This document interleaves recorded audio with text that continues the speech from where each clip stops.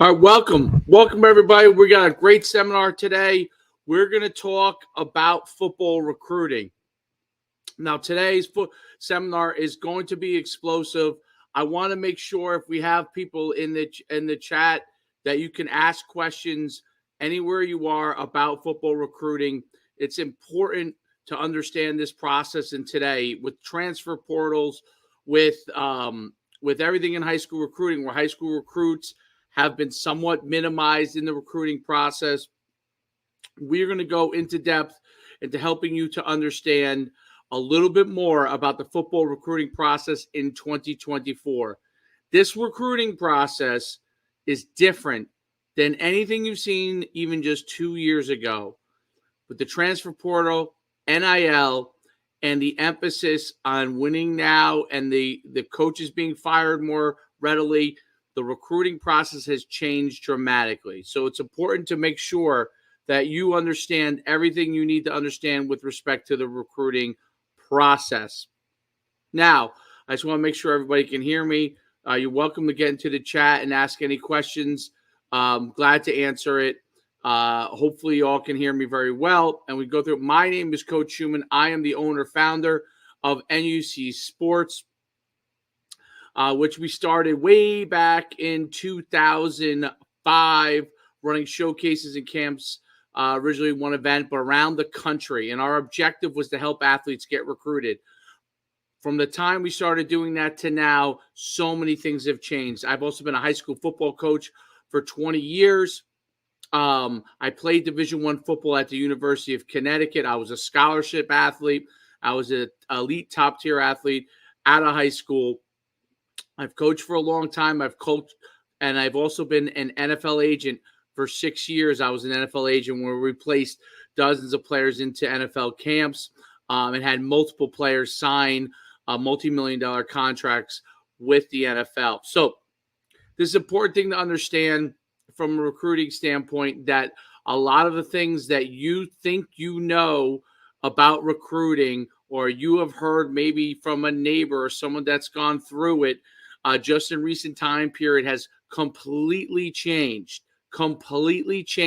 and you have to understand what is going on now in the recruiting process. If you don't understand it, you will be left out in the cold. And we have a program that we work with athletes that I'll give you the opportunity to become a part of later. You can see it in the bottom of my bio here, our D1 promo, but we also do it for transfer athletes as well. And then we even have an emergency program for 2024 athletes. But this is important to understand, that if you don't know what's going on in the football recruiting process standpoint right now, whether it's high school, whether you're in the transfer portal, or you're a younger athlete, underclassmen 2027, 2028, even 2029, 2026, and then 2025 athletes on the verge. So many of you have been left in the dark and don't understand the process. I am going to unveil and make sure you understand all the important things that are necessary from a recruiting process standpoint. So make sure you get pencils, pens, whatever you need to write down to understand it, because I'm not posting any kind of boring PowerPoint. I'm going to talk to you directly to make sure you understand this in a timely and an important manner, so you know what's going on. If you don't know what's going on in the recruiting process right now, you will be left in the dust. So let's start from the very beginning. Okay, for many years, high school football recruiting was the key component for college coaches going out and recruiting players. That was how I got recruited. That was how the vast majority, up until a few years ago with the transfer portal, almost everybody got recruited through high school. Okay, and that was the key element for getting recruited through the high school recruiting process. Working with the high school football coach, working with possibly some outside parties, and then also making sure that we understand where they are from a transcript standpoint. That part has radically changed, and I'll touch on it a little bit different. But even more so than the high school football radically changed, the JUCO and junior college area has changed even more dramatically because of the transfer portal. So let's understand what's going on and what's needed now today, and why has this changed a movement away from high school football recruiting, a movement even farther away for athletes that are JUCO athletes being able to get recruited, and what happens with the transfer portal and NIL.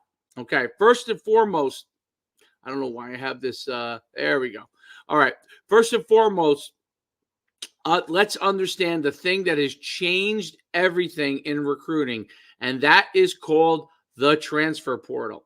The transfer portal is essentially an avenue for current college athletes to go in and have a one-time transfer without any penalties, okay? The ability to transfer to another school. Okay, they don't have to sit out. They could stay at the same level. They could stay at the same conference. They can move up. That's what's going on in the transfer process. That's what the transfer portal essentially is. Okay, now the transfer portal itself is a critical key component because it is actually a portal with listing of all the athletes that are available to be recruited by a college coach, all levels. Now, the important part about the transfer portal that is really, really mysterious to athletes is how do they get picked up from the transfer portal? Why do athletes get picked up in the transfer portal? And what college coaches are looking for in a transfer portal? We'll talk about that in a little bit, but transfer portal is the single biggest thing that has changed recruiting, okay? The second thing is NIL, which is name, image, and likeness. That is the ability to essentially have a player that is getting paid through quote-unquote sponsorships, utilizing their name, image, and likeness, and they're getting money to be able to play at that school with respect because of their name, image, and likeness. Originally designed for someone, they're selling a shirt of a player, and it says number 10, it says my name on the back, for me to be able to get a percentage of that. That is not exactly what's happening. There are things called collectives. Colleges have collectives, a group of people, basically boosters, that put money into a fund, essentially almost a hedge fund with no return, but a hedge fund that allows them to pay players to come to their university and play them. The college coaches have nothing to do with it per se, but it does have an impact on who they can go and get. It has an impact on the available funds for players that they can go and get.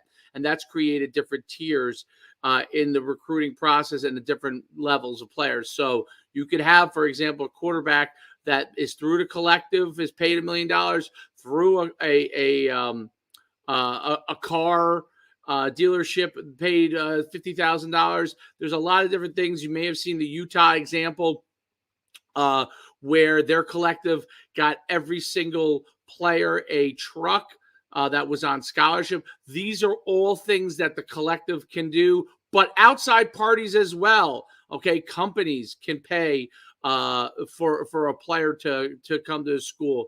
And in some cases, there are well-written contracts, and some cases there aren't.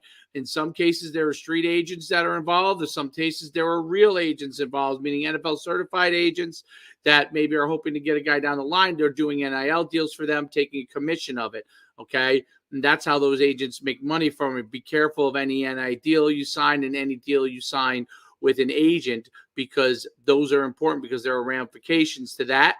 And you want everything in concrete, in set in stone, in writing, in order to do NIL deals. So do not do anything without that. Okay, so we've talked about transfer portal, we've talked about NIL, we've talked about football recruiting. How do coaches find out about players? Well, here's what makes the transfer portal very easy for college coaches to find players. Those players are put into the transfer portal. Yes, there's thousands of names in there, but their name is put into it. So there is a promotional aspect that helps from a recruiting standpoint.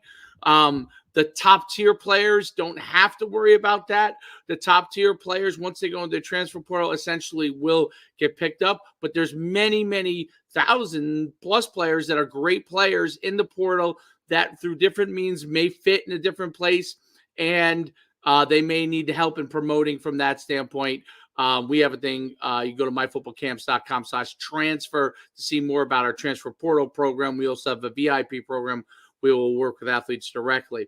So it's important to get your name. So if you're not a high-profile name, you'll probably need some help, or you'll probably need the ability to promote yourself to get to a college coach, and you need some verified people like myself and Mike Farrell, who we work with, who've been in the industry for 20+ years, evaluating athletes, and we work on programs just for this. But you need to be able to get your name out there, and Twitter is one of the biggest areas that most college coaches look at because of the easy ability to DM coaches. But how does this all work? Well, it's important to understand that first and foremost, high school football recruiting is severely affected by the transfer portal. Why is that the case?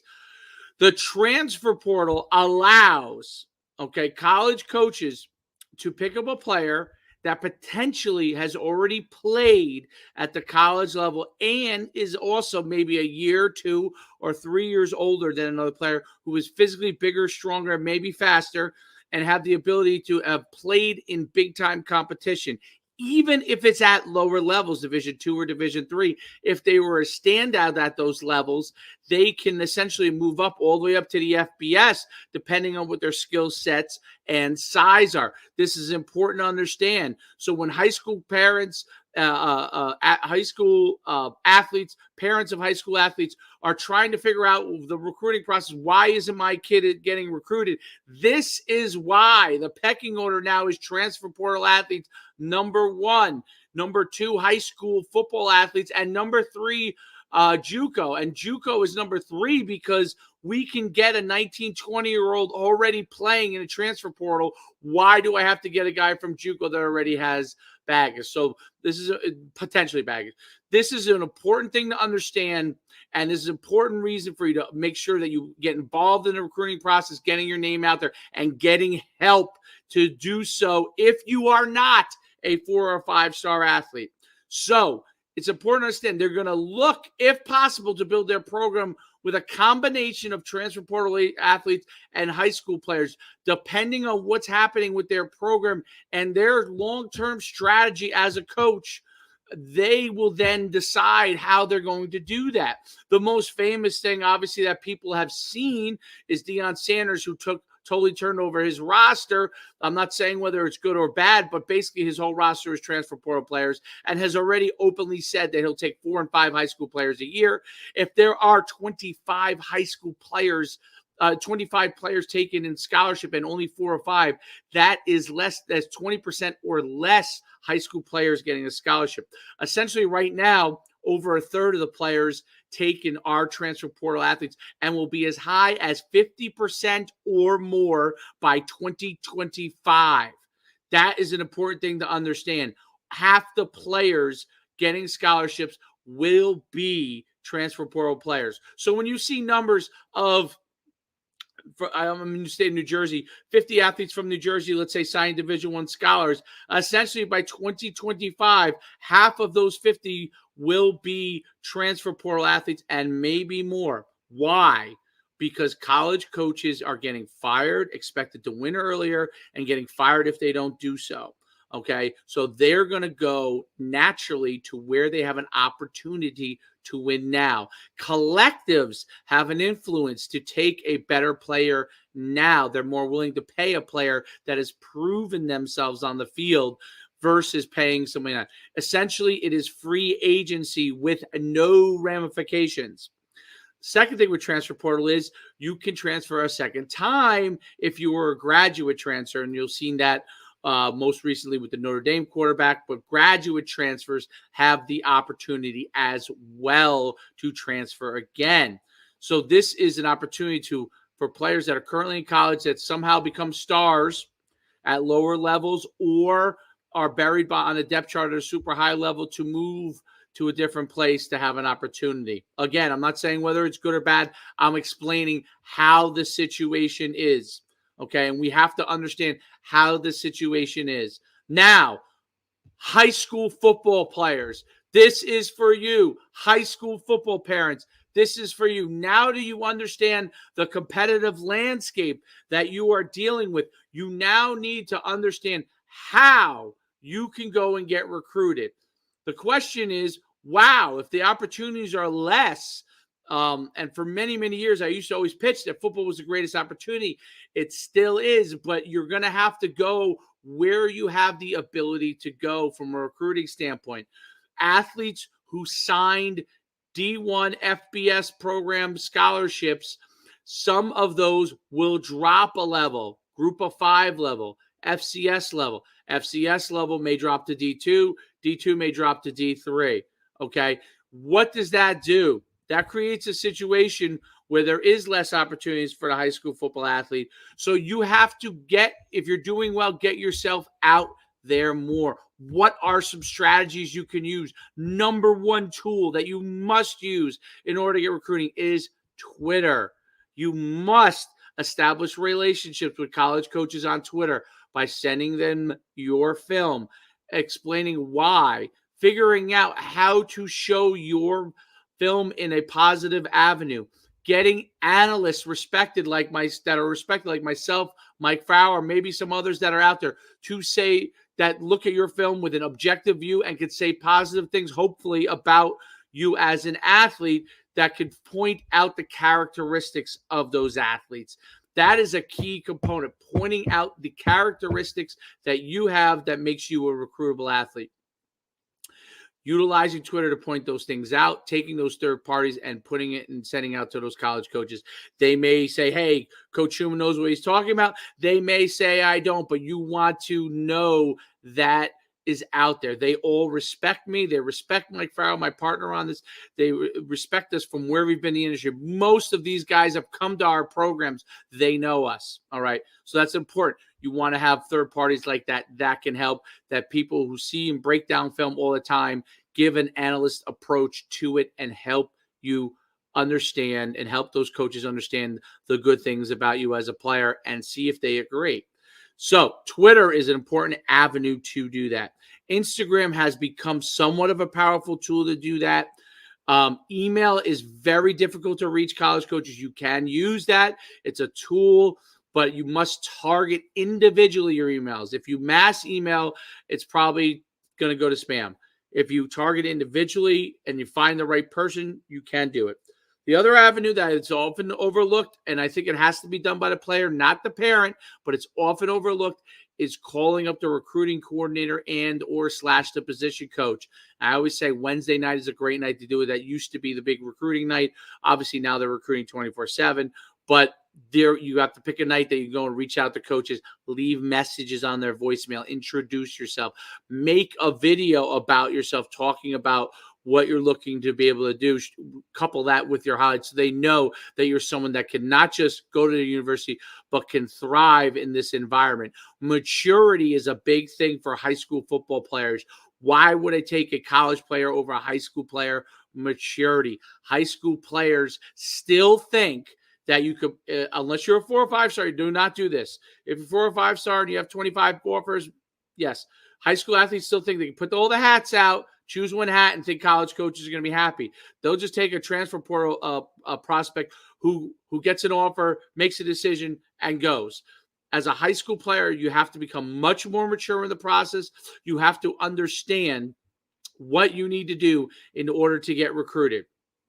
So reaching out is a good thing. Going to junior days and meeting college coaches is a big deal for high school recruits. Going on campus and working out for them. You can't choose a million schools, but you got to choose schools that are interested in you. 4 or 5 schools that are interested in you. Go to those places. You must go to showcases and camps, as many as you can. I used to say, hey, choose a few. You got to get to as many as you can. If you can play 7-on-7, and if your high school coaches don't think that's a good thing, that is a mistake. You have to be involved with higher level competition that shows your level of maturity, okay? And stats at a high school level are not that important. At the transfer portal level, your production is very important, okay? And I recently went through this. I just did a small sample study of Texas high school football players from a certain year, and I did a national study on high school football quarterbacks, and I used things like touchdown interception ratio, yards passing, and the truth was, as I went through it, the only indicator it showed had a lot more guys sign scholarships was incredibly extreme touchdown to interception ratio. And to say this to you, to say this is how good these players were, I only took players that had a 10-1 or higher touchdown to interception ratio. And some of the very top players, including Heisman candidates, were in that group. Now, we're talking 10-1. We're talking if you throw 20 touchdown passes, you only have 2 interceptions.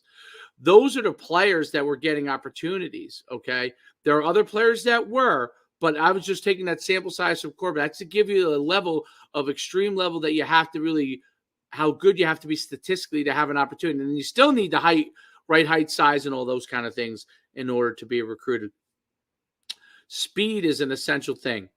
You have to be able to run like the college guys run in order to be able to be recruited in all positions now. Positions like tackle, which are at a premium, left tackle, right tackle. The defensive ends are so fast coming off the edge. You cannot be an over obese lineman. You've got to be able to quick. Now, guards are different, but left tackles and right tackles, you got to be tall, you got to be long, and you've got to be fast. All right, essentially a tight end that's outgrown themselves. You've got to understand what's needed for your position. You have to be able to reach out to coaches, develop relationship, and you have to have third parties that are verifiable. Third parties are becoming more and more important. Not just third parties like myself, but there are different agency groups that send information to college coaches that will say these players are ranked X, Y, and Z. Okay, so it's important to understand that and be able to get that information into those hands, okay? You have to build relationships. You have to have relationships with people who have relationships to be able to get that information in the hands of people that can evaluate you, all right? No one can tell anybody to take a player, but you want to be able to get evaluated in front of other people. That's an important part of the recruiting process. So we talked about Twitter. We talked about transfer portal. Talked about NIL. I want to talk about what you have to do as a high school player to put yourself in a positive light. Number one, you cannot be immature and get recruited, okay? I'm not saying you can't be a kid. I'm saying you cannot be immature unless you are a top tier 4 or 5 star, okay? And even those guys have lost scholarship offers.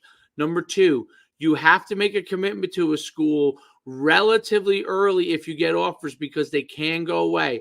I know of numerous instances of high school football players that had 5 to 10 offers that didn't commit to a place, that didn't visit any places, strung people along, and ended up with 0 or going to a lower level. It's important to understand how the recruiting process works. Number was it 3 or 4? You have to understand you're competing with transfer portal athletes.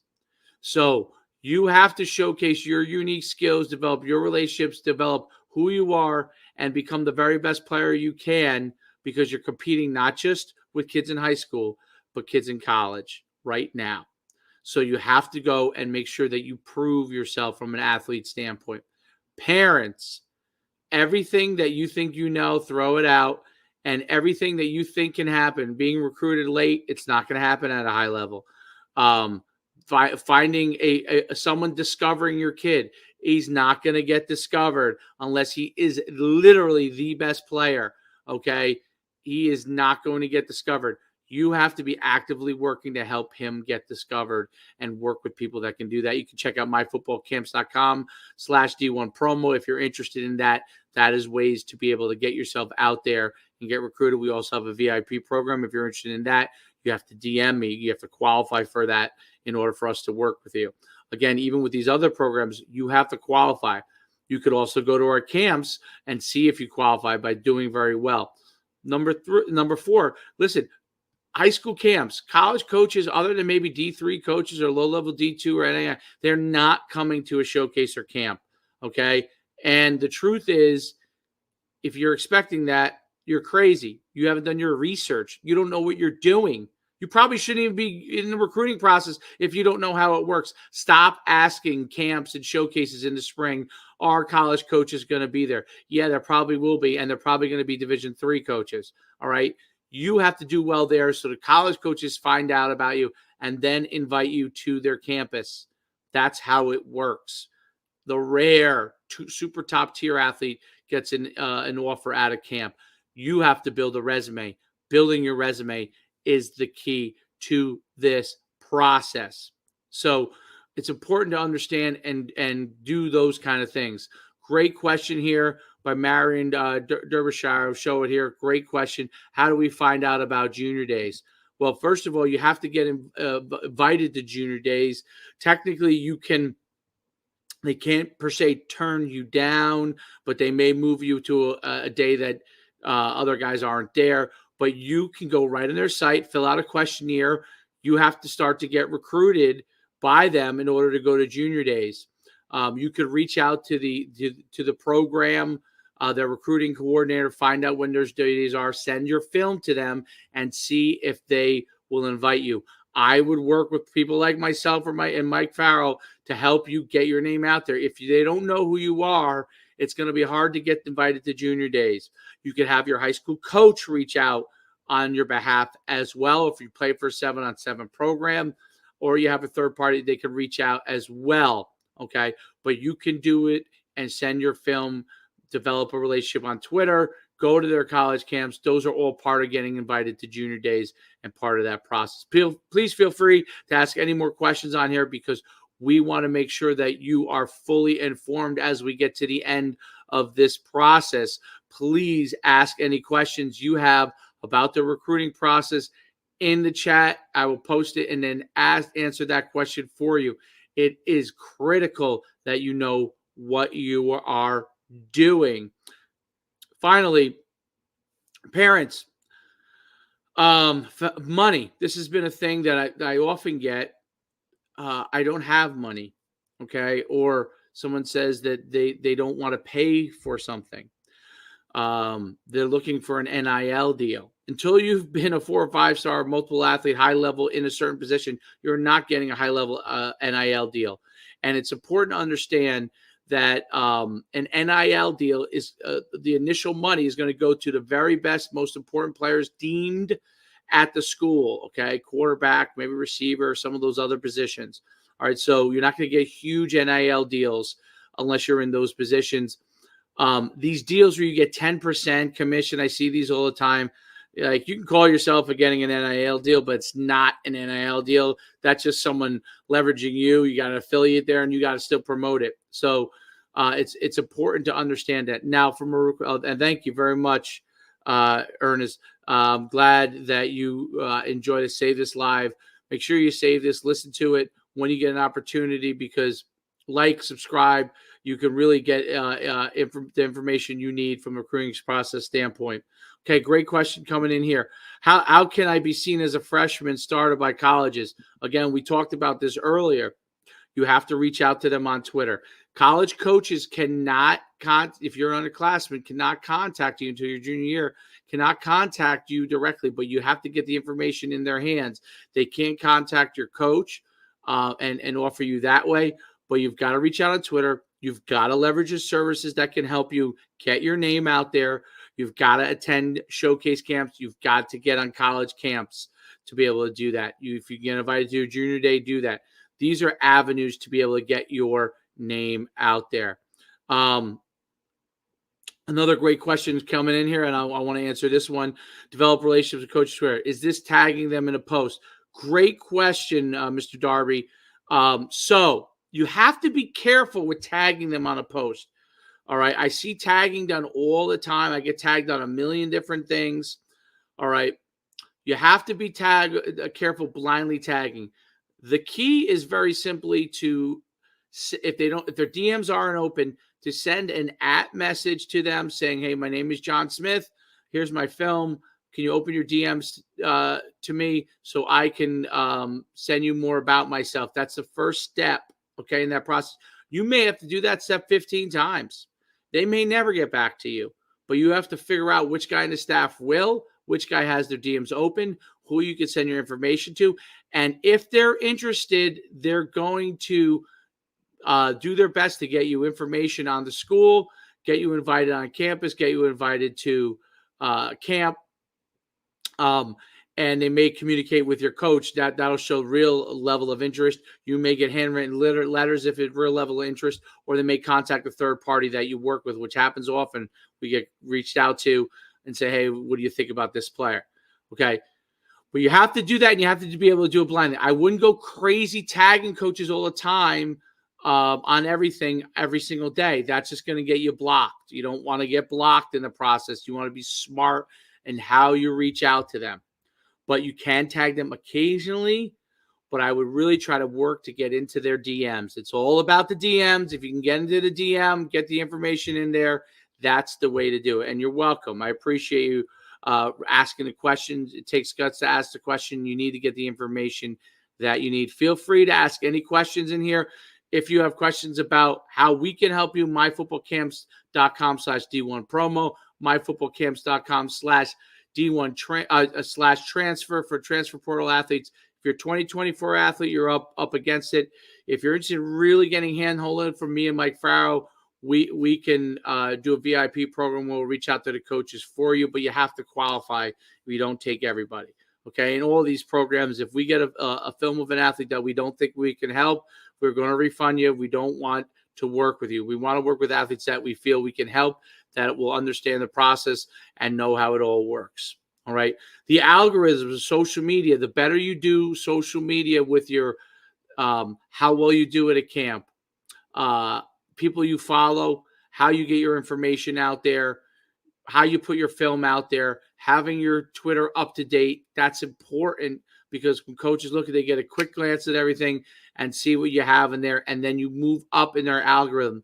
People who you follow, like myself, or people that are influencers in that industry, are important, because a lot of college coaches follow us. You'll then be able to move up with your film in their algorithm. I hope this information was helpful. Go to myfootballcamps.com/D1 promo. It's right down here in the bottom, and we'll be glad to help you. Hopefully, those of you who were on this webinar, I hope this information was helpful for you. Solid 30 minutes of information that you can't get anywhere. My name is Coach Schuman. I'm at Coach Schuman, and we look forward to seeing you soon. Okay, please feel free to reach out to me, and I will answer any questions you have.